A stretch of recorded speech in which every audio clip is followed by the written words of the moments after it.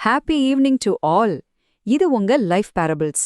இன்னைக்கு காலையில நியூஸ் பேப்பரை திறந்தப்ப நீங்க என்ன பாத்தீங்க? எங்க பார்த்தாலும் கொலை, கொள்ளை, வன்முறை, அநீதி அப்படிதானே? சரி, சோஷியல் மீடியாவையாவது திறக்கலான்னு போனா அங்கேயும் பொறாம, வெறுப்பு, அகங்காரம். மனிதன் ஏன் இப்படி கொஞ்சம் கொஞ்சமா தான் மனித தன்மையை இழந்துட்டு இருக்கான்? ஒரு நிமிஷம் உங்க மனக்கண்ணுல ஒரு அழகான அமைதியான கிராமத்தை கற்பனை பண்ணி பாருங்களேன். ஆனா சுத்தி நடக்கிற வன்முறைகளால அந்த கிராமம் தன் நிறத்தை இழந்து மெல்ல மெல்ல இருண்டு போயிட்டே இருக்கு. இப்படி உலகமே இருண்டுட்டு இருக்கும்போது ஒருத்தர் மட்டும் ஒரு சின்ன கருண ஒளிய கையில ஏந்தியபடி அந்த கிராமத்துல நடந்து போயிட்டு இருக்காரு. உண்மையிலே இதுதான் இன்னைக்கு நம்ம நிலைமை. அந்த மனிதாபிமானம் எங்கேதான் போச்சு? இந்த தொகுப்பை பார்த்துட்டு இருக்கிற ஒவ்வொருத்தரும் தயவு செஞ்சு கமெண்ட்ல சொல்லுங்க, மனிதாபிமானம் திரும்ப வர வேண்டும். இது நேரா நம்ம மனசாட்சிய பார்த்து கேட்கப்படுற ஒரு ஆழமான கேள்வி. குறிப்பா பெற்றோர்களே, உங்களை தான் நான் கேக்குறேன். நம்ம சுத்தி எங்க பார்த்தாலும் வெறுப்ப உமிழ ஒரு டிஜிட்டல் உலகம் இருக்கு. மனிதர்கள் ஒருத்தருக்கொருத்தர் அன்பான தொடர்பே இல்லாத இந்த காலகட்டத்துல நம்ம குழந்தைங்களை எப்படி இரக்கமும் மனிதாபிமானமும் உள்ளவங்களா வளர்க்க போறோம்? இது ரொம்ப முக்கியமான கேள்வி இல்லையா? நான் இப்போ ஒரு 3 வினாடிகள் அமைதியா இருக்கேன். இந்த கேள்வி உங்க மனசுக்குள்ள ஆழமா போகட்டும். இதுல நாம கவனிக்க வேண்டிய மிக முக்கியமான விஷயம் என்னன்னா, நாம எப்படி படைக்கப்பட்டிருக்கோம் அப்படிங்கறதுதான். குரான்ல சொல்லப்படுற ஒரு அழகான வசனம் இருக்கு, நிச்சயமாக நாம் மனிதனை மிகவும் சிறந்த அமைப்பில் படைத்தோம் அப்படின்னு. அதாவது இறைவன் நம்மள ரொம்ப சிறந்தவங்களா, அன்பானவங்களா தான் படைச்சான். ஆனா அப்படிப்பட்ட மனிதன் எப்படி இப்படி வெறுமையா மாறினா? அடுத்த வரியிலேயே அதற்கான பதிலும் இருக்கு. பிறகு நாம் அவனை மிகவும் தாழ்ந்த நிலைக்கு திருப்பினோம், ஈமான் கொண்டு நல்லது செய்தவர்களை தவிர. இதுலேருந்து என்ன புரியுது? நாம தாழ்ந்து போறதுக்கு காரணமே நம்மளோட அகங்காரமும் வெறுப்பும் தானே தவிர வேற எதுவும் இல்ல. அந்த கிராமம் எப்படி தன் வண்ணங்களை இழந்து இருட்டாகி போச்சோ அப்படிதான் நாமும் நம்ம ஆன்மாவோட அழகை இழந்துட்டு இருக்கோம். இந்த வீழ்ச்சி அப்படிங்கிறது விதி அல்ல, நாமளே தேர்ந்தெடுக்கிற ஒரு பாதை. உண்மையான நம்பிக்கையாளன் யார் அப்படிங்கறத நபிகள் நாயகம் ரொம்ப அழகா சொல்லிருக்காங்க. எவனோட நாவிலிருந்தும் கைகளிலிருந்தும் மற்ற மனிதர்கள் பாதுகாப்பா இருக்காங்களோ அவன்தான் உண்மையான முஃமின். இப்போ நம்ம சுத்தி என்ன நடக்குதுன்னு கவனிச்சிங்களா? ஒரு பக்கம் அரவணைச்சு உதவுற கைகள், இன்னொரு பக்கம் ஆன்லைன்ல ஒழிஞ்சுகிட்டு தரம் தாழ்ந்து விமர்சிக்கிற வன்முறையை தூண்டுற கைகள். நம்ம நாவால வதந்திகளை பரப்புறோம், கைகளால மற்றவங்கள காயப்படுத்துறோம். இது மனித பண்பே கிடையாதுங்க. ஒவ்வொரு நொடியும் நாம எதை தேர்வு செய்றோம் அப்படிங்கிறது தான் நம்மள மனிதனாவோ இல்ல மிருகமாவோ மாத்துது. பெற்றோர்களே, இது உங்களுக்கான நேரம். இன்னைக்கு உங்க கைகளோ இல்ல நீங்க பேசின வார்த்தைகளோ யாரையாவது காயப்படுத்திருக்கா? ஒரு நிமிஷம் யோசிச்சு பாருங்க. முடிஞ்சா உங்க அன்றாட செயல்களை ஒரு ஜேர்னல்ல எழுதி பழகுங்க. நாம செய்யற ஒவ்வொரு சின்ன விஷயமும் நம்ம குழந்தைங்களை எப்படி பாதிக்குதுன்னு சுய பரிசோதனை செஞ்சு பாருங்க. ஏன்னா உங்க குழந்தைங்க உங்களை தான் கவனிச்சுட்டு இருக்காங்க. சரி, இந்த மனிதாபிமானம் காணாம போனதுக்கு என்ன காரணம்? நம்ம சமூகத்தோட அந்த மென்மையான அன்பை உறிஞ்சி எடுக்கிற 7 இருண்ட நிழல்கள் இருக்கு. அது என்னென்னு பார்க்கலாமா? அகங்காரம், நன்மைகளையெல்லாம் எரிக்கிற பொறாமை, தலைகனம், வெறுப்ப பரப்புற டிஜிட்டல் விஷம், இறைவனை மறக்கிற தன்மை, வன்முறைய தூண்டுற ஏற்றத்தாழ்வு, அப்புறம் உள்ளத்துக்குள்ளேயே குணமாகாம இருக்கிற இருட்டு. இந்த 7 நிழல்களும் தான் இன்னைக்கு நம்ம சமூகத்தை ஆக்கிரமிச்சு நம்ம குழந்தைங்களுக்கு ஒரு ரொம்ப மோசமான சூழலை உருவாக்கிட்டு இருக்கு. இதுல முதல் 2 நிழல்களான அகங்காரம் அப்புறம் பொறாமை, இதோட உளவியலை கொஞ்சம் பார்ப்போம். நற்பண்புகளோட மிகப்பெரிய எதிரியே இந்த நான், என்னால், என்னுடையது அப்படிங்கிற அகங்காரம் தான்.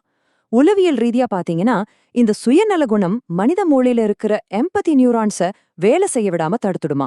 அதனாலதான் மற்றவர்களோட வலியை இவங்களால உணர முடியறதில்ல. அதே போல பொறாமை அப்படிங்கிறது நெருப்பு எப்படி விறக சாப்பிடுமோ அந்த மாதிரி. தொடர்ச்சியான பொறாமை நம்ம மூளையில நிஜமான உடல் வலியை உருவாக்குற பகுதிகளை தூண்டிவிடுதுன்னு ஆராய்ச்சிகள் சொல்லுது. நினைச்சு பாருங்க, பொறாமை உங்களை உள்ளிருந்து அழிச்சு நிஜமான வலியையே உருவாக்குது. இப்போ இந்த அதிர்ச்சியான உண்மையை கேளுங்க. இன்னைக்கு எல்லாரும் ஸ்கிரீன்குள்ளேயே வாழ பழகிட்டோம். நிஜ உலகத்தோட அன்புக்கு பதிலா ஆன்லைன்ல இருக்கிற வெறுப்பு தான் நம்மள ஆக்கிரமிச்சிருக்கு. MIT பண்ணுன ஒரு ரிசர்ச்ல என்ன சொல்றாங்கன்னா, சோஷியல் மீடியால பாசிட்டிவான விஷயங்களை விட நெகட்டிவான விஷயங்கள் 6 மடங்கு வேகமா பரவுதாம். பெற்றோர்களே, கொஞ்சம் எச்சரிக்கையா இருங்க. இந்த குளிர்ந்த திரைகள் நம்ம குடும்பங்கள்ல இருக்கிற அந்த அன்பான மனித அரவணைப்பை திருடிட்டு இருக்கு. அடுத்ததா உளவியலாளர் கார்ல் யுங் சொன்ன ஷேடோ செல்ஃப் அப்படிங்கிற ஒரு முக்கியமான கோட்பாட்டை பத்தி பார்க்கலாம். நம்ம எல்லாருக்குள்ளேயும் குணமாகாத சில காயங்கள், வலிகள், இருட்டெல்லாம் இருக்கும் இல்லையா? அதை நாம புரிஞ்சுக்கிட்டு குணப்படுத்தலைன்னா அதுவே மற்றவர்கள் மேல வெறுப்பாவும் வன்முறையாவும் மாறும். இதையே ஆன்மீக ரீதியா குரான் எப்படி சொல்லுதுன்னா, அல்லாவை மறந்தவர்களைப் போல் ஆகாதீர்கள், அல்லாஹ் அவர்களை தங்களையே மறக்கச் செய்தான் அப்படின்னு. ஆமாங்க, ஆன்மீக ரீதியா இறைவனை மறக்கறதும் உளவியல் ரீதியா தன்னைத்தானே அறியாம இருக்கிறதும் ஒண்ணுதான். உள்ளே இருக்கிற காயந்தான் வெளிய வன்முறையா வெடிக்குது. எந்த ஒரு அநீதியும் மறக்கப்படாது அப்படிங்கறத விளக்குற ஒரு மிக ஆழமான ஹதீத் ஒன்னு இருக்கு. கயாமத் நாள்ல உரிமைகள் அனைத்தும் தரப்படும். கொம்புள்ள ஆடு கொம்பில்லாத ஆட்ட முட்டியிருந்தால் அன்று அதற்கும் நீதி வழங்கப்படும் அப்படின்னு அந்த ஹதீஸ் சொல்லுது. இதை விட ரொம்ப அழகா நீதிய பத்தி சொல்ல முடியுமா? இப்போ இதுல நாம யோசிக்க வேண்டிய முக்கியமான புள்ளி இதுதான். ஒரு விலங்குக்கே அந்த இறுதி நாள்ல நீதி கிடைக்கும் அப்படின்னா சக மனிதனை காயப்படுத்துற மனிதர்களுக்கு என்ன நடக்கும்? இத பத்தி கொஞ்சம் ஆழமா சுய பரிசோதனை செஞ்சு பாருங்க. இந்த பொறுப்புணர்வு நம்ம சமூகத்தையும் குறிப்பா நம்ம குழந்தைங்களையும் நாம நடத்துற விதத்தை எப்படி மாத்த போகுதுன்னு கொஞ்ச நேரம் ஒதுக்கி சிந்திச்சு பாருங்க. சரி, இப்போ அந்த 2 கிராமத்துக்கு, அதாவது நம்ம சமூகத்துக்கு அந்த மனிதாபிமானத்தை எப்படி மறுபடியும் கொண்டு வர்றது? அதுக்கு ஒரு 5 வழிகள் இருக்கு. முதல்ல, மூளையோட மிரர் நியூரான்ஸுக்கு பயிற்சி கொடுத்து மற்றவங்க மேல இரக்கப்படுற குணத்தை வளர்த்துக்கலாம். 2வது, அகங்காரத்தை தூக்கி போட்டுட்டு பணிவை தேர்ந்தெடுங்க.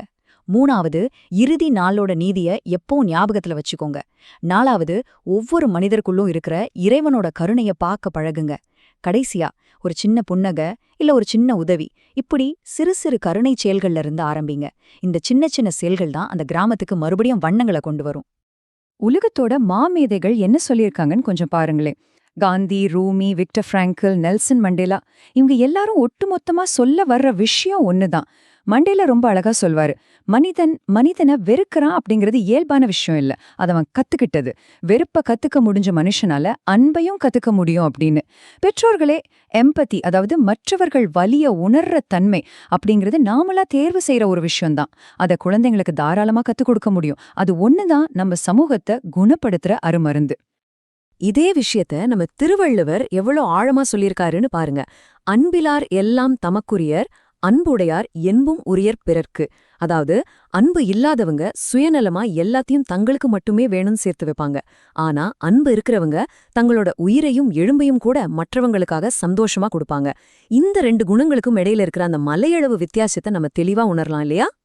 இப்போ எல்லாரும் ஒரு நிமிஷம் உங்க கண்களை மூடிக்கோங்க. இன்னைக்கு நான் யாரை மன்னிக்க போறேன் அப்படின்னு உங்களை நீங்களே கேட்டுக்கோங்க. உங்க ஜேர்னல்ல இத பத்தி எழுதுங்க. ஏன்னா மன்னிப்பு அப்படிங்கிறது மத்தவங்களுக்காக நாம செய்யறதில்ல, அது நம்மளோட சொந்த மன காயங்களை ஆற்றக்கூடிய ஒரு அருமருந்து. இந்த அமைதியான நேரத்தை உங்க மனசை குணப்படுத்துறதுக்காக பயன்படுத்துங்க. மனிதர்கள் மற்றவர்கள் மேல அக்கறை காட்டுறத நிறுத்தினதுனால தான் இந்த உலகம் மெல்ல மெல்ல இருண்டுட்டே போகுது. ஆனா ஆரம்பத்துல நாம ஒன்னு பார்த்தோமே, அந்த இருண்ட கிராமத்துல ஒரு சின்ன கருணை ஒளியை ஏந்தியபடி ஒருத்தர் நடந்து போயிட்டு இருக்காரே, அந்த தனி மனிதர் வேற யாரும் இல்ல, அது நீங்கள் தாங்க. ஆமா, நீங்க ஏந்திச் செல்ற அந்த சின்ன கருணை ஒளிதான் ஒரு இதயத்திலிருந்து இன்னொரு இதயத்துக்கு பரவி மறுபடியும் இந்த உலகத்துல மனிதாபிமானத்தை உயிர்ப்பிக்க போகுது. அதுதான் நம்ம எல்லாருக்குமான ஒரே நம்பிக்கை. இன்று நான் யாரையும் காயப்படுத்த மாட்டேன். இதை நாம உறுதியா இருப்போம். Have a peaceful and positive day ahead. இந்த வீடியோவில் நீங்கள் கேட்ட பாடத்தை வாழ்வில் எப்படி கொண்டு வருவது என்று இன்றிரவே சிந்தியுங்கள். உங்களை நேசிக்கும் அடுத்த வீடியோவில் சந்திக்கிறேன். Like, subscribe, share everyone. This is your life parables. Thank you.